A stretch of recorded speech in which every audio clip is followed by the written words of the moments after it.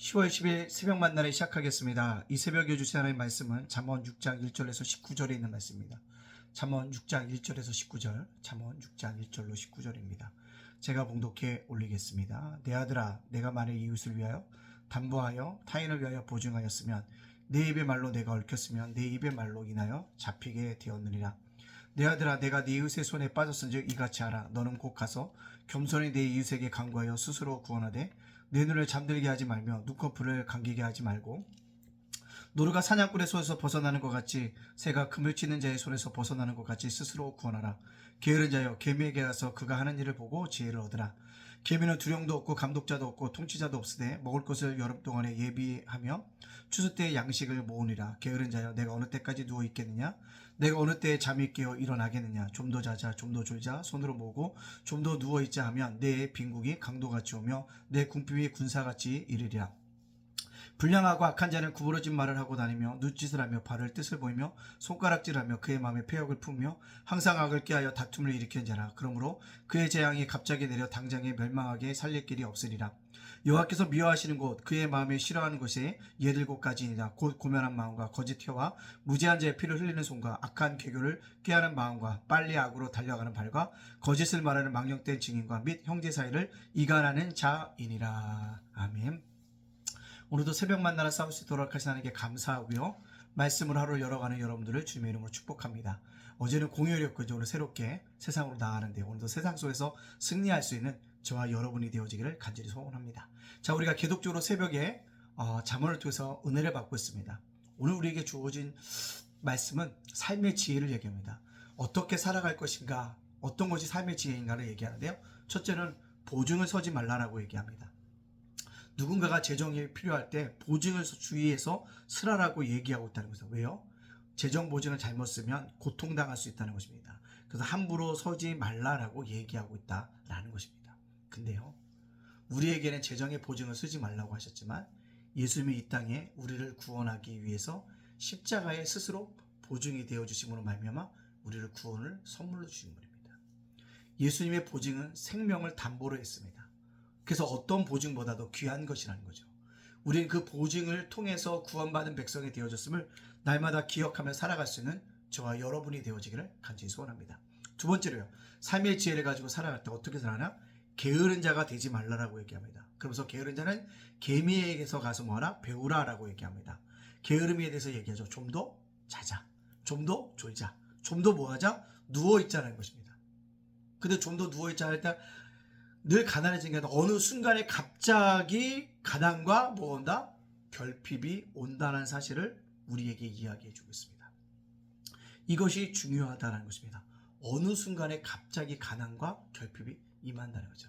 따라서 삶의 지혜를 얻어가는 자는 어떻게 살아가라? 게으른 자가 되지 말라고 얘기하고 있으며 더 중요한 것이 있다면 성실한 삶의 자세를 가지고 살아가라는 것입니다. 제가 우리 예단교회 성도님들을 보면 다 성실하게 살아갑니다. 그 모습이 하나님께서 좋게 여기시는 모습이다라는 사실들을 우리가 기억해야 합니다. 마지막으로 삶의 지혜에 대해서 뭐라고 얘기하고 있습니까? 우리에게 하나님이 미워하시는 일을 하지 말라라는 것입니다. 그 하나님 미워하시는 것이 무엇이냐 할 때 교만한 눈, 거짓된 혀, 폭력적인 손, 악한 계획을 세우는 마음들, 악을 하게 달려가는 발이라고 얘기합니다. 시체를 비유했지만 정확하다는 거죠. 교만하면 안 된다는 것입니다. 거짓된 혀를 통해서 이간시키면 안 된다는 것입니다. 폭력적인 손은 안 된다는 거죠. 악한 계획을 가지고 누구를 죽이려고 하는 마음들 옳지 않다는 것입니다. 악을 하기에 달려가는 말도 옳지 않다라는 사실을 우리에게 이야기해 주고 있다라는 사실을 우리가 기억해야 합니다. 사랑하는 성도 여러분들, 오늘 우리에게 주셨던 이 말씀, 하나님이 미워하시는 것을 하지 않을 수 있도록 버릴 수 있는 그런 믿음의 백성들이 되어지기를 간절히 소원합니다. 그렇다면 오늘 이 말씀을 저와 여러분에게 적용시켜 보길 원합니다. 우리도 어떻게 해요? 삶의 지혜를 가지고 살아가죠. 결국 뭘까요? 그렇습니다. 하나님이 기뻐하시는 일에 초점을 두자는 것입니다. 세상이 기뻐하는 일에 초점을 두는 것이 아니라 하나님이 기뻐하시는 일에 초점을 두고 살아가자는 것입니다. 하나님이 기뻐하시는 일이 무엇일까요? 하나님과 동행하는 사람입니다. 에녹이 300년과 동행했잖아요. 모세도 하나님과 출애굽하며 지도자며 동행하지 않습니까? 오늘 하나님이 기뻐하시는 사람, 하나님과 동행하는 삶인 줄 알고 날마다 하나님과 아름다운 동행의 역사가 일어나는 우리 예담교회 성도님들이 되어지기를 간절히 원합니다. 두 번째는요, 세상을 가까이 하는 것이 아니라 하나님을 가까이 함으로 말미암아 하나님을 기쁘시게 하는 것입니다. 여러분, 온라인 예배라고 얘기하는 사람들이 많아요. 그렇습니다. 그러나 지금 코로나가 끝났기 때문에 올라와야 돼요.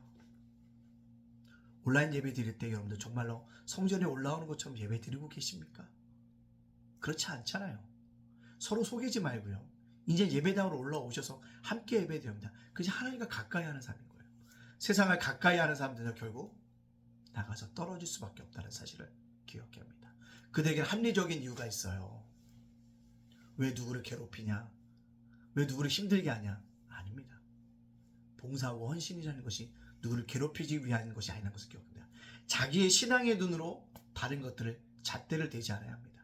하나님을 가까이 하는 삶이 곧 하나님이 기뻐하시는 일이라는 사실들을 기억해야 합니다. 하나님이 기뻐하시는 곳에 초점을 맞춘 게 뭘까요? 화평입니다. 모든 사람과 더불어 화평하라고 얘기하지 않습니까?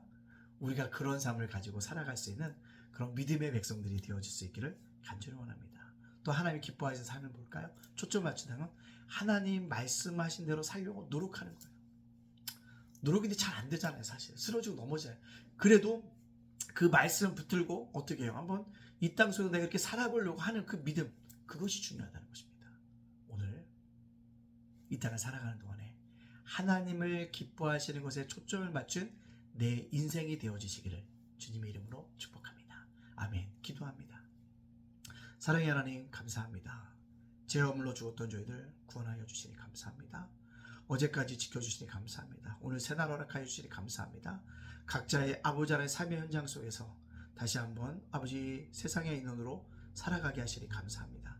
성실하게 살아갈 수 있도록 인도해 주시고 오늘 주셨던 말씀처럼 하나님이 기뻐하시는 일에 초점을 맞추는 인생이 되어질 수 있도록 축복하여 주시옵소서.